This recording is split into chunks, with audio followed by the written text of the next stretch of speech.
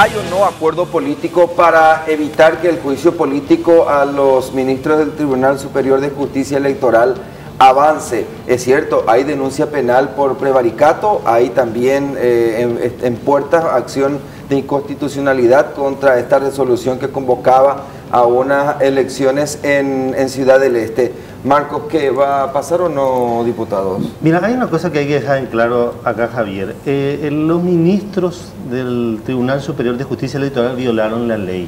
Y lo violaron, es prevaricato a sabiendas, porque violaron el artículo 53 de la ley 3.966. ¿Qué dice ese artículo?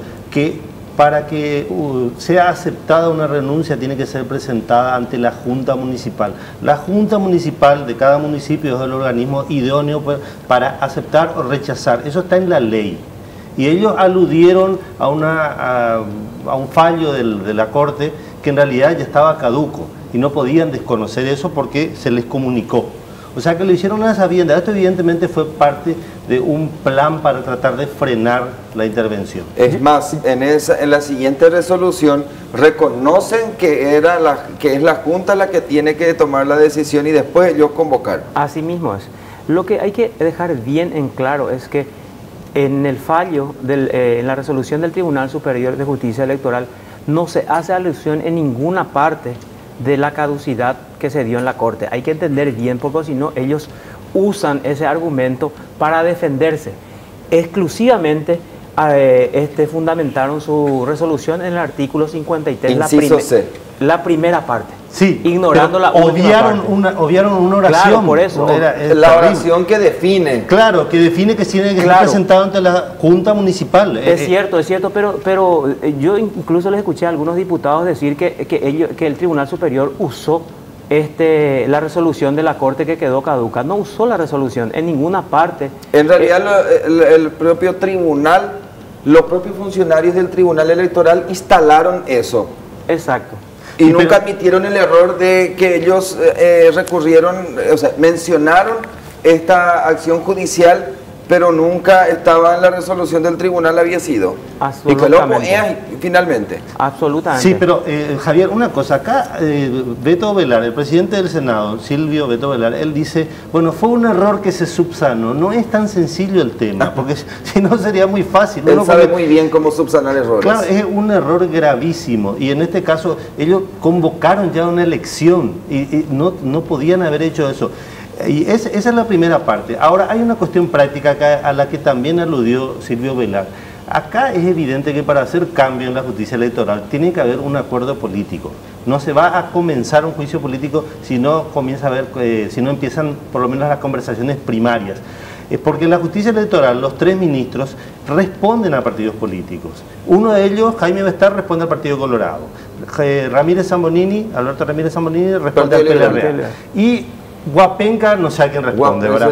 Febrerista. Respondía al febrerismo, que ya en este momento no tiene ninguna representación en el Congreso. Y ese es el cupo que quiere el Frente Guazú. El Frente Guazú reclama un cupo porque esa es la lógica de la institución, ¿verdad? De ahí a que esté bien o mal, bueno, es la forma en que se organizó la justicia electoral. Espera poco ratito. Sí. ¿Te acordás que Juan Ernesto Villamayor primero había anunciado reunión con partidos políticos para hablar sobre una eventual asamblea constituyente? Así es. Ese globo sonda se desplomó, se dijo que era reforma electoral. Reforma electoral, sí. ¿Y eso no incluye la renovación de los ministros? Yo creo que incluye. En este momento, hablé con algunos políticos yo en estos días y me dicen que no hay tiempo en este momento para estos cambios en la justicia electoral, porque requiere justamente de estas conversaciones. Porque ya se vienen las elecciones municipales. Claro, no hay ninguna elección municipal. Ahora lo que hay es el receso legislativo. Ya estamos demasiado cerca. Se tiene que todavía definir el presupuesto, hay todavía juicios políticos a los miembros de la Corte que tienen que resolver. ¿Garaízo Colillo? Sí. Es uno de los que fue acusado por la Cámara de Diputados. Y el año que viene se va a tratar eso. Lo que se plantea es un paquete. Hacer ya un paquete con este ministro de la Justicia de la Corte Suprema y los ministros de la Justicia Electoral. El próximo año me dicen esto podría correr. En este momento estamos muy a fin de año. ¿Y la Contraloría General, Marcos? También incluye eso. También la Contraloría General de la República. Se habla de un gran paquete para negociar todo eso de una vez. ¿Quién otros ministros están en la cuerda floja de la Corte? El único que está acusado por la Cámara es el ministro Garay. Pero hay ministros que van a cumplir 75 años. El ministro Torres cumple, Raúl Torres 15, que es el actual presidente de la Corte, cumple en abril 75 años y se retira. Y también en el 2019 Miriam Peña Así va a cumplir 75. Entonces son varios cupos que se pueden negociar. Bien. Yo quiero preguntar... ¿No pueden cumplir ya mañana todos 75? ¿Cómo? ¿No pueden cumplir todos mañana 75? No, imposible. Aunque le cantemos feliz cumpleaños, tienen que cumplir. Yo creo que están por el registro civil operando para modificar el acta. Permíteme. Yo quiero hablar ya del tema israelí. Políticamente, Marcos, Sí. ¿cuál es más importante el tema? ¿El conflicto que surgió en Ciudad del Este y que motivó el tema de la justicia electoral o esto último que al final se magnificó más? No, yo creo que... ¿Cuál es más urgente de resolver? El conflicto de Ciudad del Este. Pero el que se está enfriando al final. Pero ¿verdad? se va a resolver Pero eso. no hay ni siquiera decreto que designe a Carolina Llanes como interventora. Por eso. Todavía no fue Carolina Llanes, pero por el tiempo o porque se decida de una vez se va a resolver, porque quedan también pocos días para que si se tiene que elegir al nuevo intendente, lo va a hacer la Junta ya. Hasta el 20 prácticamente hay tiempo. Pero esa es una interpretación también, porque otros, quiero pasar al tema del israelí ya, porque otros dicen no, la validez es la fecha en que presentó la renuncia, no la fecha en la que trató la Junta Municipal. Así que un gran debate otra vez ahí. Bueno, Iván, contanos pues, ¿qué es lo que pasó con el israelí que fue detenido en territorio boliviano, traído a territorio paraguayo, llevado a Sao Paulo, tenía que ir a París, finalmente llegar a Tel Aviv, pero no hay israelí alguno? Israel localizó a Dani Treiger en Bolivia. De hecho, desde ese país él reclutaba y enviaba mulas a Tel Aviv. Mulas son las personas que llevan, por ejemplo, cocaína en cápsulas ingeridas o en maletas con doble fondo. Israel y Bolivia no tienen relacionamiento diplomático, entonces es ahí donde entró Paraguay, que tiene en Asunción la embajada de Israel. Hay un agregado de la Policía Nacional de Israel aquí en Asunción, que fue el que básicamente le pidió a la CENACHE, por favor, ¿le pueden localizar a este compatriota nuestro? Está en Bolivia. La CENAT a su vez se comunicó con la policía de Bolivia, esta última fue la que capturó y entregó a nuestro país al criminal internacional el sábado de mañana a través del paso fronterizo en Mayor Infante Rivarola, Chaco. Ese criminal fue traído a Luque, donde fue entregado bajo acta a la Policía Nacional de Israel. Ya estaba a cargo de los La custodia fue transferida oficialmente mediante un acta de expulsión labrado de funcionarios de la Dirección General de Migraciones.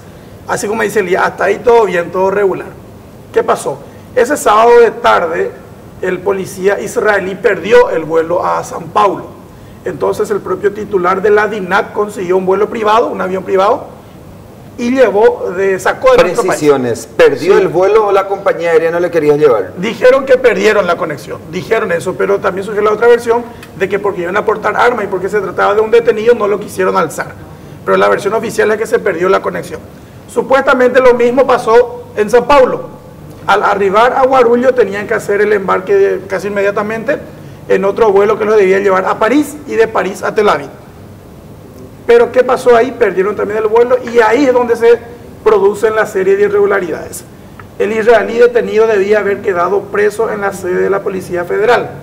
O en el aeropuerto. O en el aeropuerto, a cargo de la Policía Civil. Pero la compañía aérea pagó el hotel. Eso es normal. Hay que recordar que siempre viajan también, eso es normal. O sea, vos perdés un vuelo... No, pero fue un vuelo privado, fue contratado. No, el de acá, el de Paraguay a Brasil fue un vuelo privado. Sí, y esa es la compañía que pagó el hotel. No, la compañía en Brasilia, la que le pagó. Brasilia. Sí, le consiguió un hotel. Lo que nos dijo... No, en Brasilia, la compañía de la aerolínea con la cual debían viajar a París y después a Tel Aviv. Bueno, ¿qué pasó? El domingo, ayer, la Senat recibe un correo del agregado de la Policía Nacional de Israel. ¿Y qué le dice? En el que básicamente le dicen, ¿saben qué? Se me perdió el detenido, escapó, yo soy el responsable, vamos a ir trabajando, gracias por su colaboración. ¿Por qué Israel no hace ya un escándalo de esto? Y porque efectivamente él era el responsable de la seguridad, su agregado acá. Entonces,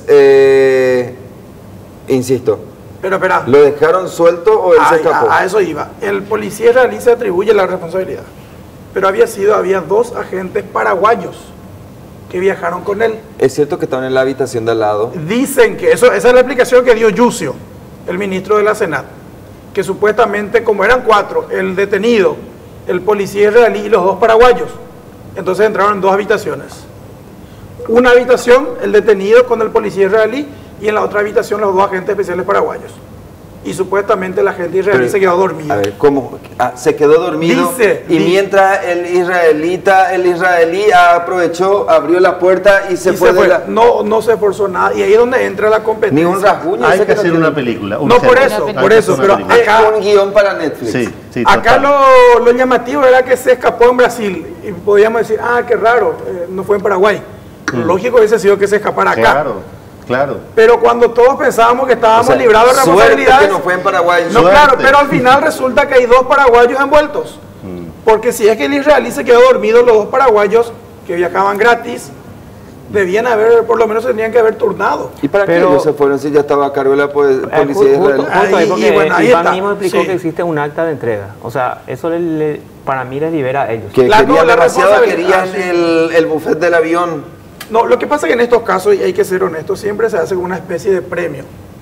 También pasó con varios policías de Interpol, por ejemplo, que acá les llevan el trofeo. Se van y ellos entregan allá, y en compensación el gobierno les recibe, les aloja un premio, un viaje gratis.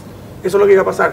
Pero si vos te vas gratis, de colado, amigo, por lo menos ponete, pero, Iván, turnate cada 3 horas frente a la puerta. ¿Se puede sospechar que acá hubo un arreglo? Porque yo me imagino que este israelí detenido podía haber ofrecido algo, ¿verdad? Debe tener algún poder económico. No creo. Esto es un agregado de la Policía Nacional de Israel en Paraguay. Yo me refiero al delincuente, al supuesto delincuente. Claro, pero a lo que voy. La Policía Nacional de Israel es la 4ª mejor policía del mundo. Y yo no creo que por un... No es un piragua, es un piraí tampoco. ¿En qué puesto está Paraguay de esa...? Paraguay está ya por los 100 y pico de estar. No creo. Hay 192 policías asociadas a Interpol. Paraguay está entre las últimas. Tengo que hacer el corte. Al inicio nos cuesta comenzar el debate, al final no nos callamos más, ¿verdad? Bueno, cuando regresemos ya prácticamente nos despedimos.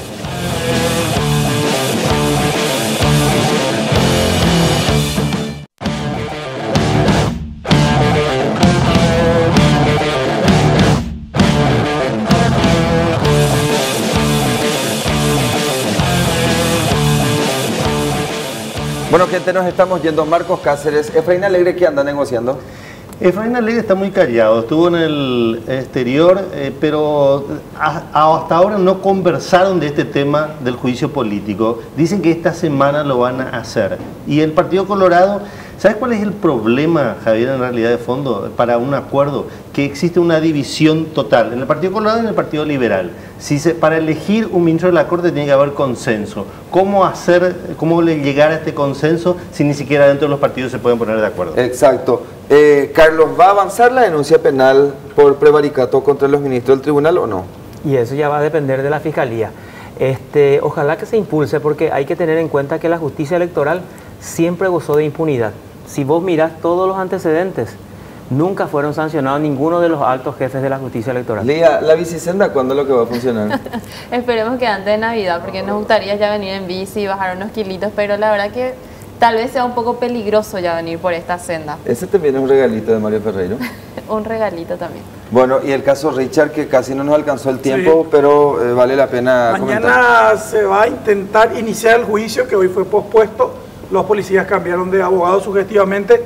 Mañana seguramente se va a hacer la misma chicana. Vamos a ver cuándo finalmente inicia la diligencia. El comisario Jorge Zárate y el suboficial Johnny Orihuela ofreció 200 millones de guaraníes a Richard Pereira para que, no para que en calidad de indemnización, sino para que retire la denuncia que pesaba sobre él mismo. Gente, nos reencontramos mañana, instalamos otra mesa de periodistas.